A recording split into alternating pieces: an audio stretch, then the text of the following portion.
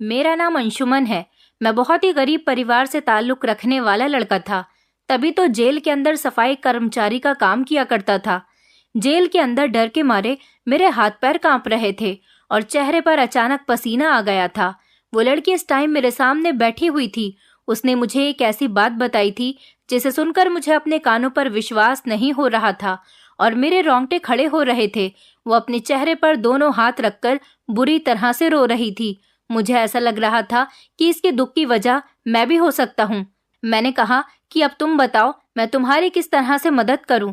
वो अचानक आंसू साफ करती हुई उठी, मुझे मेरे गिरेबान से पकड़कर उसने अपनी नजरों के सामने किया और कहने लगी, मर्द हो ना तुम? मैंने कहा कि हाँ हूं। तो उसने कहा, तो फिर ये सब कुछ कैसे बर्दाश्त कर सकते हो? प्लीज मेरी मदद करो। मैंने कहा कि मैं मर्द जरूर हूँ, लेकिन सिर्फ मर्द होना ही काफी नहीं होता है। मैं यहाँ से तुम्हें नहीं निकाल सकता, क्योंकि मैं खुद यहाँ एक मामूली सा सफाई कर्मचारी हूँ जो कि चंद पैसों के लिए यहाँ पर नौकरी करता है। यहाँ पर मेरी कोई औकात नहीं है, सिर्फ औकात है तो एक नौकरी करने वाले की। वो कहने लगी, तुम्हें मेरी मदद करनी होगी। पर मैंने उससे माफी मांग ली। लेकिन मुझे क्या पता था कि वो औरत दुखों की इतनी भरी हुई थी कि कोई भी गलत कदम उठाने को तैयार थी। मुझे लगा कि शायद वो सुसाइड कर लेगी, लेकिन उसने सुसाइड नहीं की, बल्कि उसने इस दुनिया की एक बहुत ही बड़ी हकीकत से जंग शुरू कर दी। और उसकी कहानी सुनाते हुए आज भी मैं हैरान हो रहा हूँ। उसने जो किया उसे देखकर तो मेरे रोंगटे खड़े हो गए थे। वो ये जंग जीत गई थी। उसका नाम साक्षी था। वो बहुत ज्यादा खूबसूरत थी, बिल्कुल ऐसे कि जैसे एक मासूम सी कली होती है जिसको जमाने ने खिलने नहीं दिया। खिलने से पहले ही उसकी ताजगी को खत्म कर दिया, क्योंकि उसके हाथों में हथकड़ियां थी और उसे जेल में लाया जा रहा था। मैं सेंट्रल जेल में सफाई कर्मचारी का काम करता था। ये औरतों की जेल थी। मेरी उम्र 22 साल थी। मुझे ये काम भी बड़ी मुश्किल से मिला था। मैं देखने में बहुत स्मार्ट था, लेकिन मेरी किस्मत इतनी ज्यादा अच्छी नहीं थी और न ही मेरी खूबसूरती का कोई भी फायदा था। पर जैसे ही मैंने इस लड़की को देखा तो मेरा दिल इसी का होकर रह गया था, क्योंकि वो मेरी ही उम्र की थी और बहुत ज्यादा खूबसूरत थी।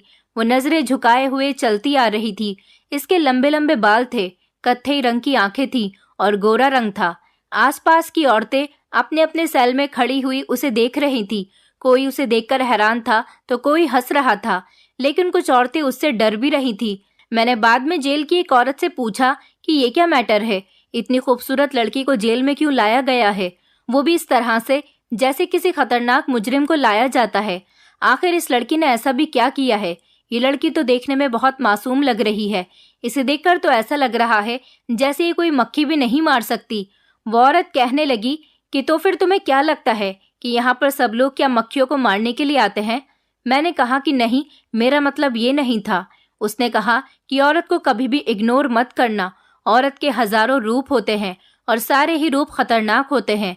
वो माँ होती है तब भी जिद्दी और इमोशनल होती है, पत्नी बनती है तो बहुत ज्यादा शक्की बिहेवियर की बन जाती है, और दोस्त बनती है तो दोस्तों के लिए जान देने के लिए भी तैयार हो जाती है, और बेटी होती है तो ऐसे ऐसे कारनामे कर जाती है कि सारी दुनिया याद रखती है। इसने भी इसी तरह की एक बहुत बड़ी गलती कर दी थी, इसलिए तो इसे यहाँ लाया गया है। लेकिन इस लड़की की सजा सिर्फ इस जेल में आना ही नहीं है, बल्कि इसको तो अभी सजा दी जाएगी। इसकी सजा की शुरुआत तो अब होगी। उस औरत ने तो मुझे पूरी बात इस तरह से बताई जैसे वो इसके बारे में सब कुछ जानती है। मैंने कहा कि क्या मतलब है तुम्हारा? तुमने देखा नहीं कि वो कितनी खूबसूरत है? लेकिन वो सच में बहुत प्यारी है। उस औरत ने कहा कि बस फिर उसकी किस्मत बहुत ही खराब होने वाली है, क्योंकि यहाँ पर जो सबसे ज्यादा खूबसूरत लड़की आती है वो सबसे ज्यादा ही बदकिस्मत होती है। मेरी नौकरी यहाँ जेल में अभी अभी ही लगी थी, इसलिए मैं यहाँ के बारे में ज्यादा कुछ तो नहीं जानता था, और ये भी नहीं जानता था कि ये क्या मैटर है। मैं इस जेल के बाथरूम और वॉशरूम वगैरह साफ किया करता था। वैसे तो मुझे सारी जेल को साफ करने का काम मिला था, लेकिन मेरे साथ और भी लोग मौजूद थे जो जेल के काम किया करते थे, और मैं नया था, इसलिए मेरी ड्यूटी बाथरूम और वॉशरूम को साफ करने के लिए लगा दी गई थी। मैं बहुत हैंडसम था और अभी तक मेरी शादी भी नहीं हुई थी, क्योंकि गरीब था इसीलिए अभी शादी नहीं करना चाहता था। अभी मैं अपने पहले हालात बेहतर कर लेना चाहता था। एक दिन मैं जेल का बाथरूम साफ करने लगा तो बाथरूम के अंदर मुझे एक लड़की के रोने की आवाज आ रही थी। शायद वो नहाने के लिए आई हुई थी। यहाँ पर सख्त पहरा था। कोई नहाने के बहाने या बाथरूम के बहाने से भाग नहीं सकता था। ये सेंट्रल जेल थी, कोई मजाक नहीं था। मैं पीछे हट गया और मैंने कहा कि मुझे नहीं पता कि आप यहाँ पर क्यों बैठी हुई हो, मुझे माफ कर दीजिए। उसने अभी नहाना शुरू नहीं किया था, बस वो बाथरूम में बैठकर ना जाने क्या क्या सोचकर रो रही थी। उसने कहा कि कोई बात नहीं, मैं बाथरूम से निकल जाती हूँ, तुम अपना काम कर लो। वो बाथरूम से निकलकर दरवाजे पर खड़ी हो गई थी। वो मुझे ठीक से दिखाई नहीं दे रही थी, लेकिन उसकी आवाज मुझे लगातार सुनाई दे रही थी। शायद वो रो रही थी। मैंने जब उसे रोते हुए सुना तो उससे कहा कि मैं बाथरूम बाद में साफ कर दूंगा, मुझे इतनी जल्दी नहीं है, पहले आप अपना काम कर लो। थोड़ी देर के बाद उसके मुंह से आहें निकलने लगी। मैंने कहा कि क्या हुआ है आपको, तो वो कहने लगी कि मैं बहुत तकलीफ में हूँ। मैंने कहा कि क्यों, ऐसा क्या हो गया है? उसने कहा कि मैं तुम्हें बताकर क्या करूं, तुम आखिर क्या कर लोगे? मैंने कहा कि बस मैंने तो ऐसे ही पूछ लिया था, पता नहीं मैं भी क्यों आपसे ये सवाल पूछ बैठा। मैं हर किसी से तो ऐसा सवाल नहीं करता, लेकिन आप मुझे अच्छी लगी हो, इसलिए मैंने आपसे पूछ लिया कि आप क्यों रो रही हो। मुझे क्या, मैं तो यहाँ पर अपना काम करने के लिए आया था। अच्छा कोई बात नहीं, जाहिर सी बात है वो लड़की तो किसी को भी अच्छी लग सकती थी, क्योंकि वो बहुत ज्यादा खूबसूरत लड़की थी। मैं पता नहीं क्यों वहां पर खड़ा हुआ था। उसका नाम साक्षी था। वो जेल में अभी कुछ दिनों पहले ही आई थी। मैं पता नहीं वहां पर क्यों खड़ा था और उसके सामने कंफ्यूज भी हो रहा था। और फिर वहां से मैं चला गया। रात के टाइम पर मैं बैठा हुआ था, तभी अचानक मुझे हलचल महसूस हुई। मैं यहीं पर सोया करता था क्योंकि मेरा कोई घर नहीं था, और ये नौकरी मैंने इसीलिए की थी क्योंकि मुझे रहने के लिए जगह भी मिल रही थी और खाने के लिए खाना भी। मैंने देखा कि रात के टाइम पर किसी लड़की की चीखों की आवाजें गूंज रही थी। वो कोई लड़की थी और कह रही थी कि प्लीज मुझे छोड़ दो, मेरे साथ ऐसा मत करो, मुझे मत लेकर जाओ। मैंने सोचा कि शायद किसी को फांसी के लिए लेकर जाया जा रहा है, लेकिन आधी रात के टाइम पर तो किसी को फांसी नहीं दी जाती। लेकिन औरत को फांसी देने वाले बहुत कम केस इस जेल में होते थे, क्योंकि ऐसा तो कुछ नहीं था। लेकिन मेरे अंदर एक इंटरेस्ट सा जागने लगा था और मैं उस आवाज का पीछा करने लगा था। फिर मैंने फैसला किया कि मुझे देखना है कि ये आवाज कहाँ से आ रही है। थोड़ी देर के बाद मैं ये देखकर हैरान रह गया कि ये आवाज जेल के बड़े ऑफिसर के केबिन से आ रही थी। लेकिन इस टाइम तो ऑफिसर साहब अपने ड्यूटी पर होते थे। आज वो इस टाइम पर अपने केबिन में क्या कर रहे थे? और आवाज किसी लड़की के रोने और चिल्लाने की आ रही थी। वो लड़की बहुत सिसक सिसक कर रो रही थी। केबिन का दरवाजा भी अंदर से बंद था।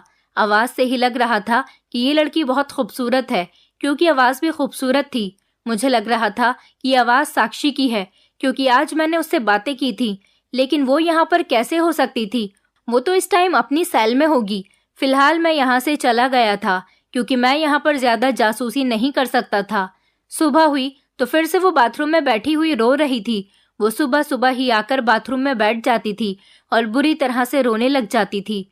मैं सुबह बाथरूम साफ करने के लिए इसलिए चला जाता था क्योंकि इस टाइम पर बाथरूम में कोई नहीं होता था और मैं अपना काम आसानी से कर लिया करता था। पर वो पहले से ही वहां पर बैठी हुई होती थी और जोर जोर से रो रही होती थी। इस बार मैंने उससे कह दिया कि तुम्हें नहाना है तो जल्दी नहाकर बाथरूम से बाहर निकल जाओ, क्योंकि मुझे बाथरूम साफ करना है। मेरी बात सुनकर वो गुस्सा करने लगी थी। उसने कहा कि तुम्हें जल्दी की पड़ी हुई है, इधर मेरी जिंदगी रोज तबाह हो रही है। मैंने उससे कहा कि जो एक बार जेल में आ जाता है उसकी जिंदगी तबाही हो जाती है, और जेल में आने वाला इंसान कुछ न कुछ ऐसा करके ही आता है जिसकी वजह से उसे जेल में कैद किया जाता है। तुम्हारी जिंदगी अभी तबाह नहीं हुई है, तुम भी तो किसी की जिंदगी तबाह करके ही इस जेल में आई हो। उसने कहा कि तुम्हें कैसे पता कि मैंने किसी की जिंदगी तबाह की है जब मैं इस जेल में आई हूँ। मैंने कहा तो फिर क्या, यहाँ तुम ट्रिप पर आई हुई हो या फिर कोई ना कोई कांड करने के बाद ही आता है। वो मुझसे बहुत बदतमीजी से बात कर रही थी, जबकि मैं उससे बहुत प्यार से और तमीज से बात कर रहा था। फिर मैंने भी उसकी बदतमीजी का जवाब बदतमीजी से ही दिया। वो बाथरूम से उठकर चली गई, ठीक तरह से अपने कपड़े भी समेटकर नहीं गई थी। मैं जब बाथरूम साफ करने लगा तो मैंने देखा कि वहां बाथरूम में फिटकरी के कुछ टुकड़े पड़े हुए थे। शायद वो फिटकरी को इस्तेमाल करती थी, लेकिन फिटकरी का आखिर क्या कर रही थी? भला इसका इस्तेमाल भी किस तरह से किया जाता है? मैंने फिटकरी पहले भी कई बार इस बाथरूम में देखी थी और हर बार मैं इसी बाथरूम में फिटकरी देखा करता था। शायद ये साक्षी ही रख देती होगी। मैं उसको साइड पर रख देता था क्योंकि सुना था कि इसका बार बार इस्तेमाल किया जा सकता है। और कभी कभी तो मुझसे कुछ औरतें पूछती थी कि तुम बाथरूम की सफाई करते हो तो फिटकरी निकाल कर क्यों नहीं फेंकते। मैं उनको बता देता था कि पहले से ही मुझे ये मिलती है। मुझे नहीं पता कि ये फिटकरी कौन रखता है। मुझे ये समझ नहीं आता कि फिटकरी का क्या इस्तेमाल किया जाता था। यहाँ पर किसी को भी बाहर की लाई हुई चीजें नहीं दी जाती थी। ये जेल थी, कोई ड्राइंग रूम या घर नहीं था। यहाँ अगर किसी के चोट लग जाती थी तो उसे इलाज के लिए भेजा नहीं जाता था, बल्कि उसके लिए डॉक्टर की पूरी टीम खुद जेल में जाकर उसका ट्रीटमेंट किया करती थी।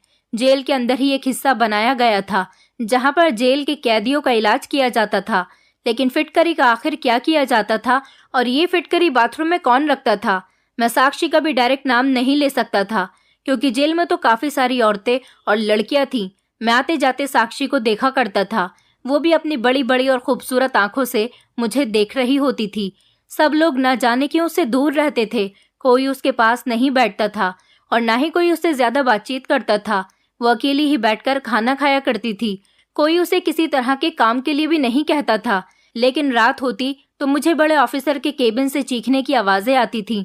अब मैंने उसकी आवाज को अच्छी तरह से पहचान लिया था और फिर वो सारा दिन उदास रहती थी और रोती रहती थी। एक दिन मैंने उसी औरत से दोबारा पूछ लिया कि आखिर इसकी पूरी कहानी क्या है। मैं साक्षी की पूरी जिंदगी के बारे में जानना चाहता हूँ कि आखिर वो ऐसा बिहेव जेल के अंदर क्यों करती है। ये औरत यहाँ पर काफी सालों से थी और यहाँ जेल के लोगों के बारे में काफी कुछ जानती भी थी। ये मेरी माँ की उम्र की थी और मुझे हमेशा बेटा बेटा कहकर पुकारती थी। वो मुझसे कहती थी कि तुम मेरे बेटे की तरह हो। मेरा जवान बेटा भी तुम्हारी उम्र का था, लेकिन मेरे बेटे को जान से मार दिया गया था और उसी का बदला लेने के बाद मैं यहाँ जेल में आ गई।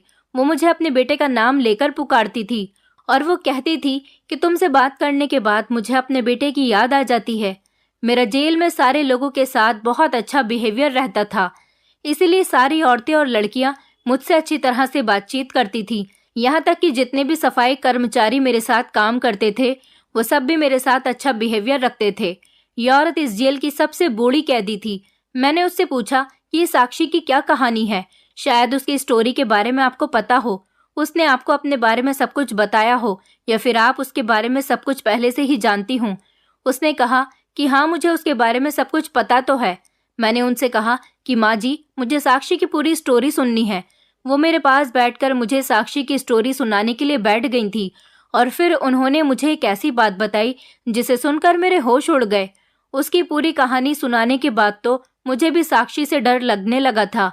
उन्होंने मुझे बताया कि साक्षी बहुत खूबसूरत, इंटेलिजेंट और बहुत कम उम्र की लड़की है और ये एक अच्छी फैमिली से बिलोंग करती थी।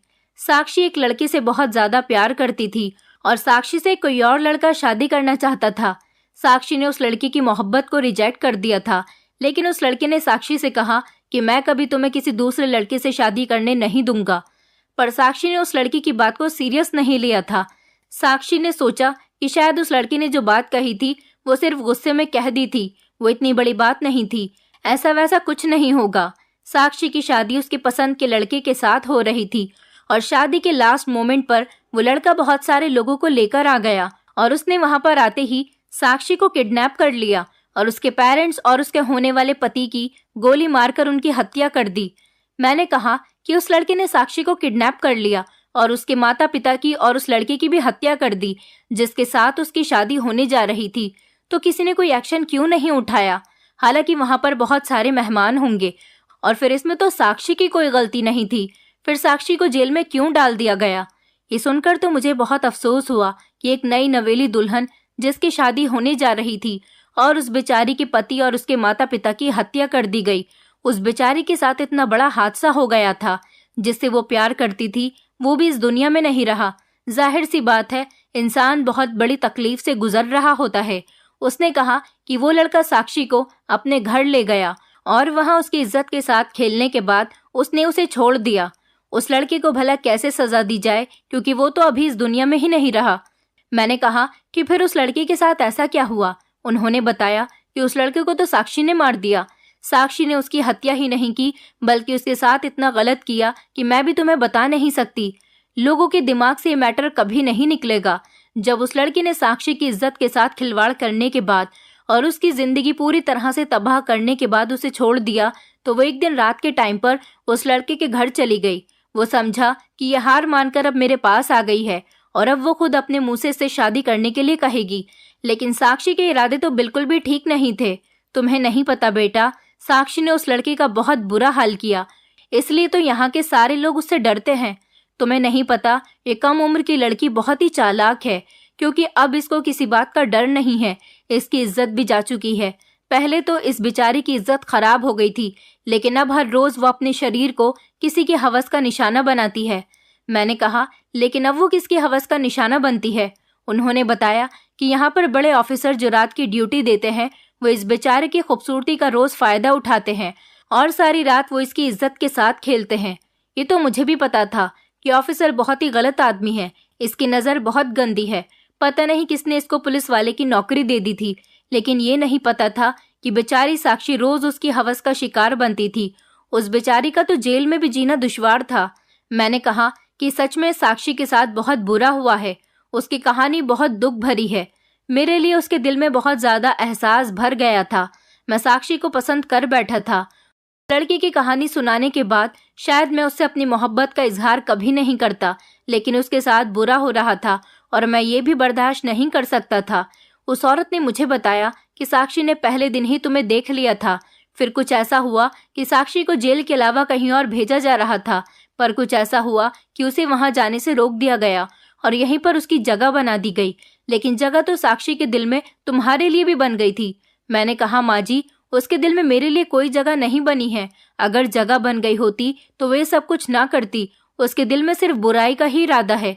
उन्होंने कहा कि तुम ठीक कह रहे हो, उस बेचारे के साथ गलत किया जा रहा है। हम क्या कर सकते हैं भला? हम तो यहाँ के कैदी हैं। हम उस बड़े ऑफिसर के खिलाफ भी तो नहीं जा सकते। मैंने कहा कि मुझे नहीं पता था कि एक इंसान को उसकी गलती की सजा देने के लिए उसे जेल में डाल दिया जाए, लेकिन उसके साथ फिर रोज रात को कुछ ऐसा किया जाए जिससे वो हर रोज तड़पे। उसे सजा के ऊपर भी एक और सजा दी जाती है।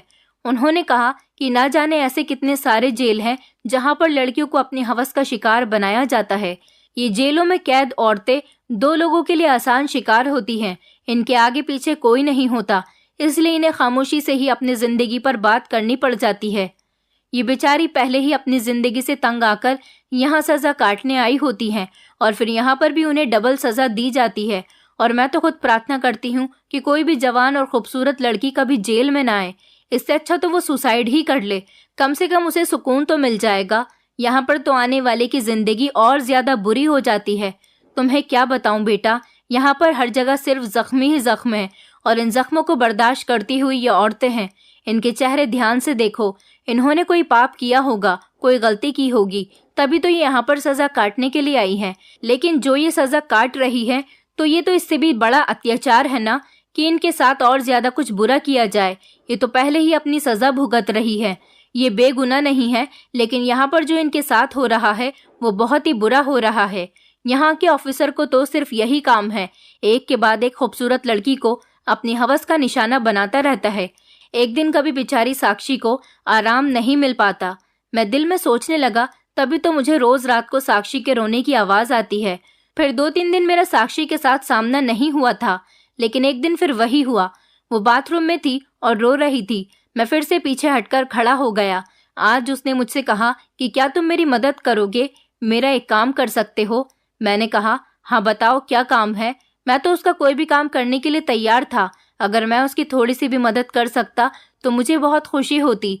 उसने मुझसे कहा कि मुझे फिटकरी ला दो। मैंने कहा कि तुम्हें फिटकरी का क्या करना है? उसने कहा, तुम्हें नहीं पता फिटकरी का क्या होता है? मैंने कहा, नहीं। उसने कहा कि फिटकरी से नहाया जाता है ताकि शरीर की सारी थकावट उतर जाए। अगर गर्म पानी में फिटकरी को मिलाकर नहाया जाए तो शरीर की सारी थकावट दूर होने के साथ साथ शरीर पर लगे हुए जख्म भी ठीक हो जाते हैं। मैंने कहा, ठीक है, मैं तुम्हें फिटकरी लाकर दे दूंगा। उसने कहा, लेकिन मेरे पास तुम्हें देने के लिए पैसे नहीं हैं। लेकिन अगर पैसों के बदले तुम्हें कुछ चाहिए हो तो तुम मुझे बता देना। मैंने उससे कहा कि अगर तुम्हारे पास पैसे नहीं हैं तो फिर तुम मुझे क्या दे सकती हो? उसने कहा, एक औरत के पास मर्द को देने के लिए काफी कुछ होता है। मैं उसकी बात को समझ गया था। मैंने उससे कहा कि मैं इस टाइप का बिल्कुल भी नहीं हूँ। आइंदा मुझसे इस तरह की कोई बात मत करना और ऐसी बात कभी भी अपने दिमाग में मत लाना। मैं तुम्हारे लिए अच्छी फीलिंग्स रखता हूँ, तुम मुझे सबकी तरह मत समझना। मैंने गुस्से में उसे ये बात कही थी और उसने अचानक मुझे हैरान होकर देखा था। वो मेरी आंखों में देख रही थी उस टाइम वो जिस तरह से कपड़ों में थी, उसका पूरा शरीर पानी में भीगा हुआ था। मैं भी उसकी तरफ देखना चाहता था, लेकिन उसका ऐसा हाल देखकर मैंने अपनी नजरें चुरा ली थी, क्योंकि मुझे उससे मोहब्बत हो गई थी। उसके बारे में मैं अपने दिल में बुरी तरह का कोई ख्याल नहीं ला सकता था, और ना ही मैं उसके साथ कुछ बुरा करना चाहता था। उसे कोई तकलीफ भी नहीं देना चाहता था। मैं तो उसकी हेल्प करना चाहता था। मैंने उससे कहा कि पहले ही मोहब्बत ने तुम्हें बर्बाद कर दिया है। उसने मुझसे कहा कि मैं उससे मोहब्बत नहीं करती थी, और ना ही वो मुझसे मोहब्बत करता था। अगर वो मुझसे प्यार करता होता तो इस तरह से मेरी जिंदगी को बर्बाद नहीं करता। वो तो सिर्फ मुझे हासिल करना चाहता था, इसलिए जिद में आकर उसने मेरे साथ इतना बड़ा अत्याचार कर दिया। मैंने कहा, हाँ, मैंने तुम्हारी पूरी कहानी सुनी है। तुम फिक्र मत करो, मैं ज्यादा तो कुछ नहीं कर सकता, लेकिन जो चीज तुम्हें चाहिए मैं तुम्हें लाकर दे सकता हूँ। कल को ही मैं तुम्हें तुम्हारी चीज लाकर दे दूंगा। मैं बाजार से उसके लिए फिटकरी लेकर आया तो उसने कहा, ये तो बहुत कम है, मुझे और चाहिए।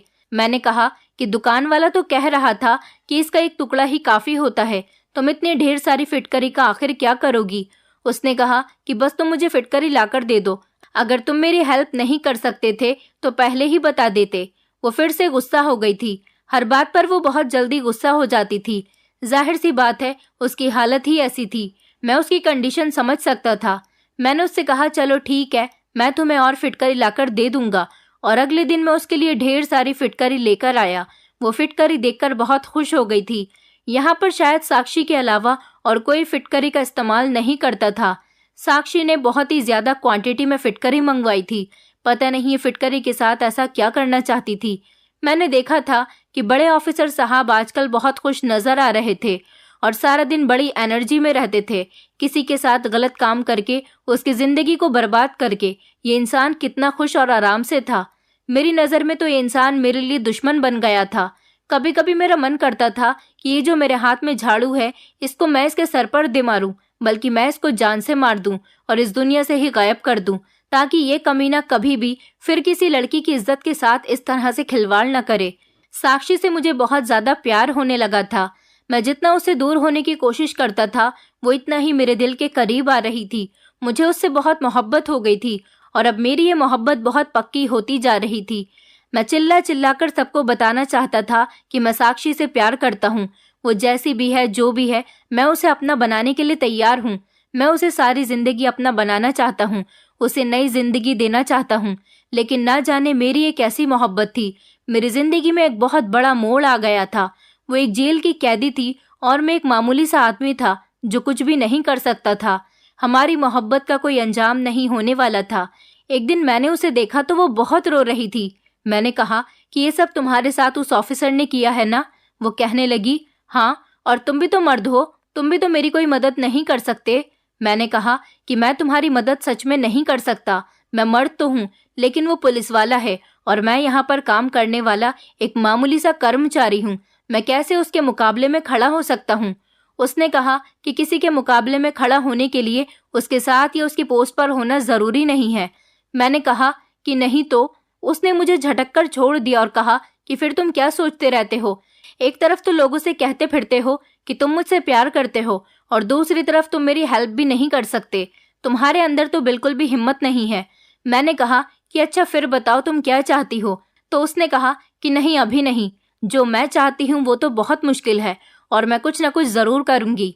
मेरी तो कुछ समझ नहीं आ रहा था कि वो क्या सोचती थी और उसके दिमाग में क्या चल रहा था। न जाने वो अपने दिमाग में ऐसे कौन से प्लान बनाती रहती थी। मुझे कुछ समझ नहीं आ रहा था। वो अब सारा दिन खामोश रहने लगी थी। अभी तक उसने किसी से बात तक नहीं की थी। कभी कभी उसकी बात माजी से हो जाती थी और वो भी मुझे बताती थी कि तुमने मुझसे कहा था कि तुम्हें साक्षी अच्छी लगती है। मेरे अलावा शायद तुमने किसी और से भी ये बात कही है। ये बात साक्षी तक पहुंच गई है।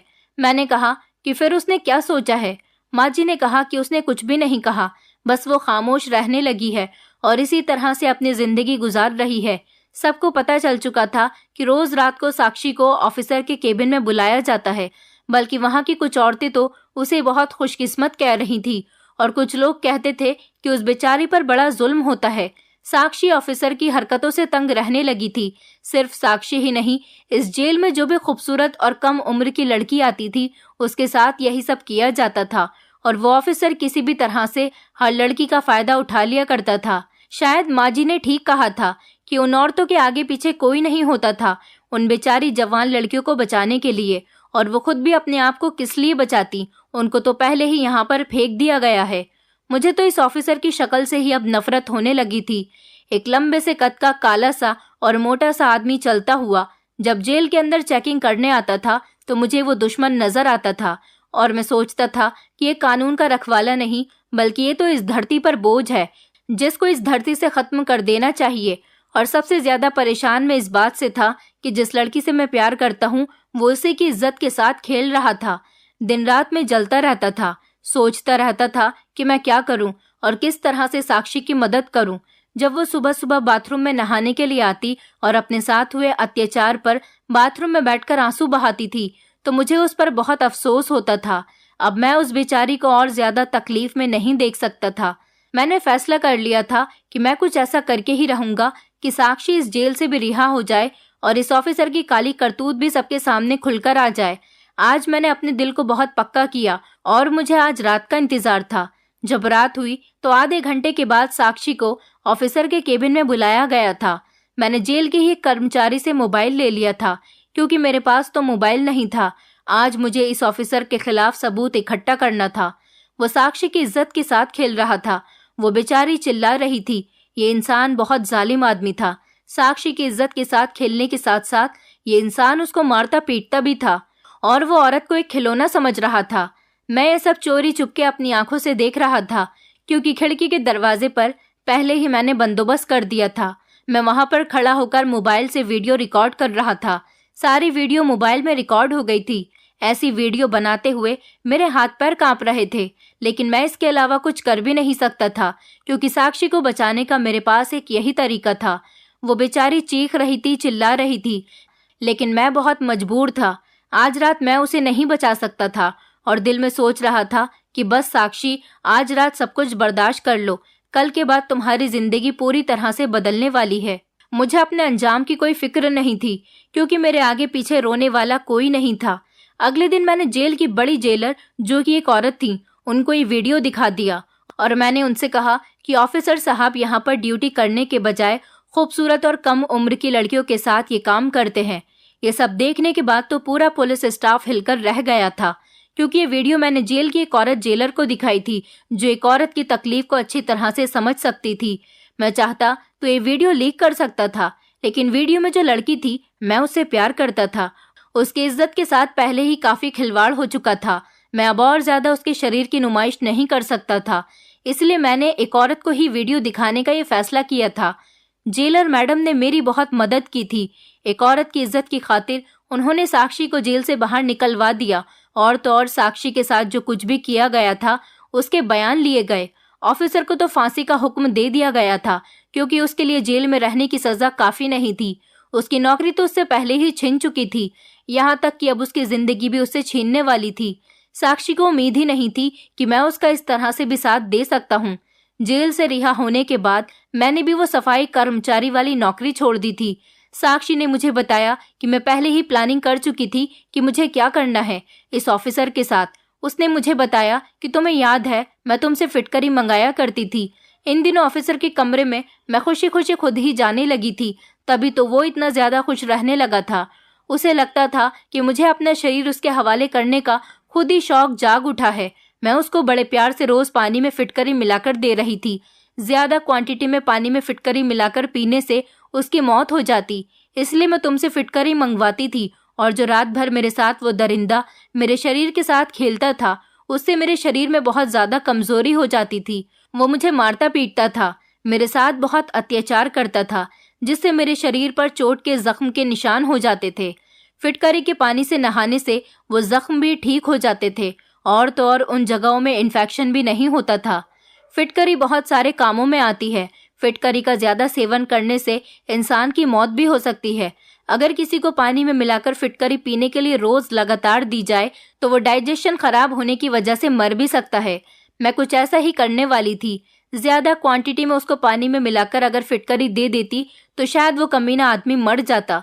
मैं रोज धीरे धीरे अपने इस प्लान को कामयाब करना चाह रही थी, पर ऐसा नहीं हुआ। शायद भगवान ने मुझे इस गलत काम से अब की बार रोक लिया था और तुमने मेरी मदद कर दी।